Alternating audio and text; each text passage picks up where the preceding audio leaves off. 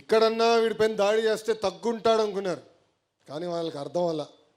ఎందుకంటే ఒక రాజుగారు, ఒక బీదా రవిచంద్ర యాదవ్, ఒక బీటెక్ రవిని దాటుకున్న తర్వాతనే లోకేష్ దగ్గరికి వెళ్ళాలి. వీళ్ళందరూ అడ్డంగా నిలబడి రాజుగారు పాప సోమిడిలా కంపడుతున్నాడు. అమ్మో, కౌన్సిల్లో వేరే రూపం ఉంది, ఉగ్ర నరసింహ రూపం ఉంది. అక్కడ మంత్రులుగా ఉన్నోళ్ళు నా పైన దాడి చేయాలనుకున్నప్పుడు రాజుగారు, ఇక్కడ మా కొల్లు రవి గారు.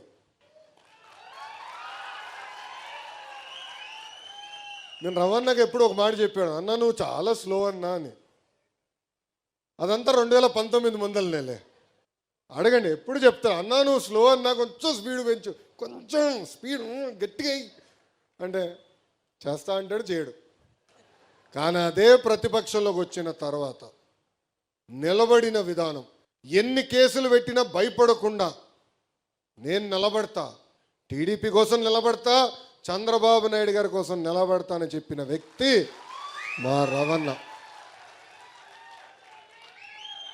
ఇంకా మచిలీపట్నం అంటే తెలుగుదేశం పార్టీ, తెలుగుదేశం పార్టీ అంటేనే మచిలీపట్నం. మచిలీపట్నం ఎప్పుడు గెలిచామో అప్పుడే రాష్ట్ర వ్యాప్తంగా మన పసుపు జెండా ఎగిరింది.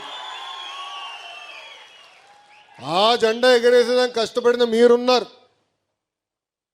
అడుగడుగున మిమ్మల్ని కూడా ఇబ్బంది పెట్టారు, కేసులు పెట్టారు, బయటికి రానిలా.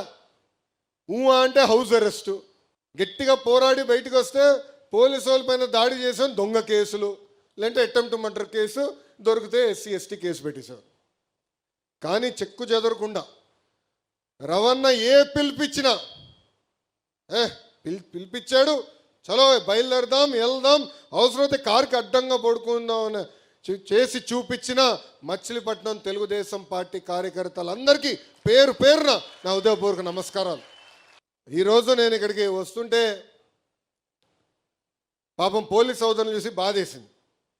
ఎందుకంటే ఎగ్జిట్ ఎంట్రీ దగ్గర ఒకవేళ నుంచోబెట్టారు. SP గారు చెప్పే వాళ్ళందరూ తీసుకెళ్ళండి అబ్బా, అవసరం లేదు మాకు, యువగలం పాదయాత్రలోనే మన ఎవరు ఏం చేయలేకపోయారు, ఇప్పుడు ఎవడేం పేగుతాడు రా భయ్, అందరినీ పట్టుకెళ్ళని చెప్పా. ప్రజాస్వామ్యం ఎంత గొప్పదో ఒక్కసారి మనందరం ఆలోచించాలి. ఏ అధికారులు అయితే మన ఇబ్బంది పెట్టారో, ఏ అధికారులు అయితే మన పైన దొంగ కేసులు పెట్టి చంద్రబాబు నాయుడు గారిని, కొల్లు రవీంద్రని జైలుకు పంపించారో, ఈరోజు అదే అధికారుల చేత సెల్యూట్ కొట్టించారంటే అదే మన ప్రజాస్వామ్యం, ప్రజల గొప్పతనం. అడుగడుగున మన ఇబ్బంది పెట్టారు, బయటికి రానిలా. బాబు గారు ఆనాడు ఆత్మకూరులో మన కార్యకర్తలు ఇబ్బంది పెడుతున్నారు, బయలుదేరుతామంటే రవణ కూడా మాతో ఉన్నారు. ఏకంగా గేట్లకి తాళ్ళు కట్టేశారు. స్వామి, పులిని నీళ్ళని లోపల పెడతారు. వాళ్ళు అనుకున్నారు చంద్రబాబు నాయుడు గారిని జైలుకి పంపిస్తే ఈయన ఏదో ఫీల్ అవుతాడని. ఆయన అక్కడ ఏం ఫీల్ అవ్వాలా. నేను చూసా, మొండి ధైర్యం మామూలుది కాదురా భయ్. అదేం ధైర్యమో నాకు తెలియదు. నాకు బాధ కలిగింది. ఆ రోజు నాకు ఎందుకు బాధ కలిగిందంటే బాబు గారిని అరెస్ట్ చేశారని కాదు, ఆ జైలు ముందర 2 శిలాఫలకాలు ఉన్నాయి. మొదటి శిలాఫలకం 1996లో, అంటే మొత్తం జైలుని 1996లో మోడర్నైజ్ చేశారు, చేసిన వ్యక్తి చంద్రబాబు నాయుడు గారు అని ఉంది. దాని పక్కన 2వ శిలాఫలకం ఉంది, అది 2014 నుంచి 19 మధ్యన ఏ బ్లాక్లో అయితే చంద్రబాబు నాయుడు గారు మేము కలిసేవాళ్ళం, అది కూడా చంద్రబాబు నాయుడు గారే చేశారని ఉంది. అంటే చివరికి జైల్ని కూడా అభివృద్ధి చేసింది చంద్రబాబు నాయుడు గారిని. అలాంటి వ్యక్తిని జైల్లో పెట్టారని ఆ ఒక్క క్షణం బాధేసింది, బాధ కలిగింది నాకు. బాబు గారిని చూస్తే కళ్ళంట నీళ్ళు వచ్చింది. ఆయన ఒకటేనారు, ఎందుకురా భయపడుతున్నావు, ఎవడేం చేయగలుగుతాడు, మన్ని ప్రశాంతంగా ఉన్నాను ఇక్కడ, కేసు అన్ని చదువుతున్నా, ఏం పర్వాలేదు, మీరు సరిగ్గా బయట పని చేయట్లేదు, ఇంకా పరిగెత్తండి అంటే ఆ మొండి ధైర్యం ఎవరు అనుకోలే. అందరూ అనుకున్నారు బాబు గారిని జైల్లో పెడితే ఆయన కుమిలిపోతారు, ఇబ్బంది పడతారని. చూసాం కదా పులి, ఆ రోజు జైలు బయటకు వచ్చినప్పుడు కూడా పులిలాగా వచ్చిన వ్యక్తి. ఇది మనం మర్చిపోకూడదు. ఎందుకంటే ఇప్పుడు మన అధికారంలో ఉన్నాం, సెల్యూట్లు కొడతారు, గ్రీన్ కార్పెట్ ఏమన్నా వేస్తారు, రెడ్ కార్పెట్ ఏమన్నా వేస్తారబ్బా. కానీ కష్టకాలాలు మనం మర్చిపోకూడదండి. ఎన్ని ఇబ్బందులు ఎదుర్కొన్నా మనం మర్చిపోకూడదు. నేను పదే అన్ని మీటింగ్లో అంజిరెడ్డి తాత గురించి చెప్పా, మంజులారెడ్డి గారి గురించి చెప్పాను. ఏకంగా మన గాంధీ గారు ఉన్నారు విజయవాడ కార్పొరేటర్గా, అక్కడ ఉన్నవారు ఆయన పైన దాడి చేసి కన్ను తీయేశారు. ఒక కంటి చూపు పోయింది. ఇంకా వాళ్ళని ఆదర్శంగా తీసుకోవాలి. ఇంకా మన నియోజకవర్గం వచ్చేలాగా కొల్లు రవణనే మనకు ఆదర్శం. ఎంత ఇబ్బంది పెట్టారు, అడుగడుగున ఎట్టొకట్ట కట్టేయాలి, ఆపాలి స్పీడ్ అని ఆలోచన. కానీ మన ఆగల, తగ్గేదే లేదని నినాదంతో ముందరికెళ్ళాం. అది తెలుగుదేశం పార్టీ గొప్పతనం. కానీ కష్టకాలాలు మనం మర్చిపోకూడదని. అధికారంలో ఉన్నా ప్రతిపక్షంలో ఉన్నట్టే మనం ఆలోచించాలి. మనందరం ఒక పెద్ద కుటుంబం, సమస్యలు మనకు ఉంటాయి.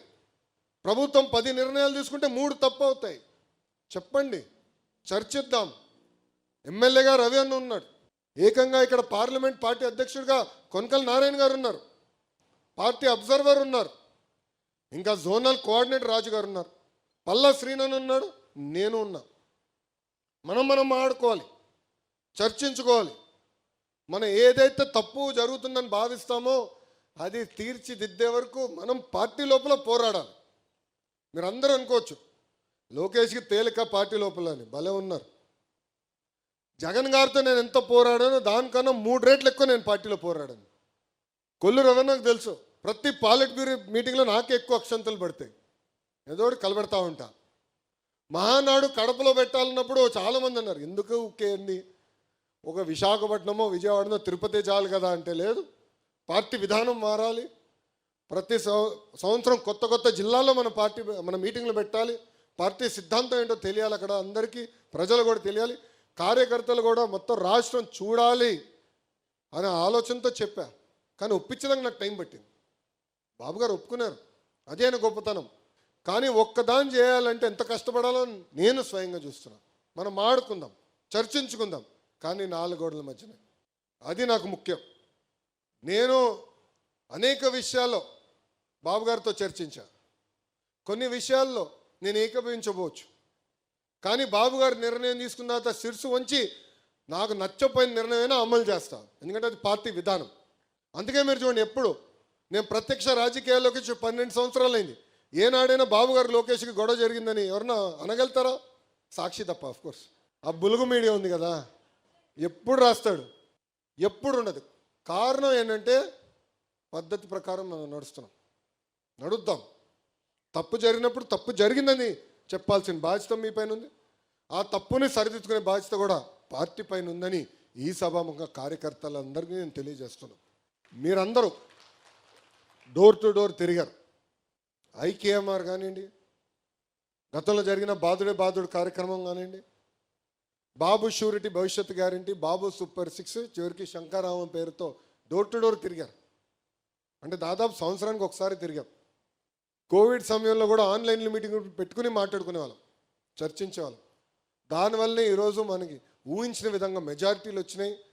భారతదేశ చరిత్రలో ఎప్పుడు లేని విధంగా 94% సీట్లు కూటమి ప్రభుత్వం కైవసం చేసుకుంది.